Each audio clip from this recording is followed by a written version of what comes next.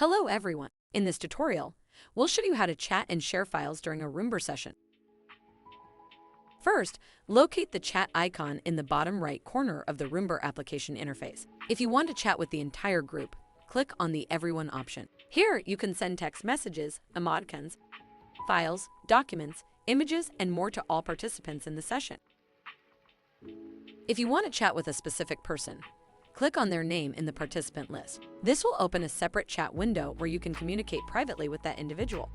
To share a file during the session, simply click on the Attach icon within the chat window. This will allow you to browse your local files and select the document or file you wish to share.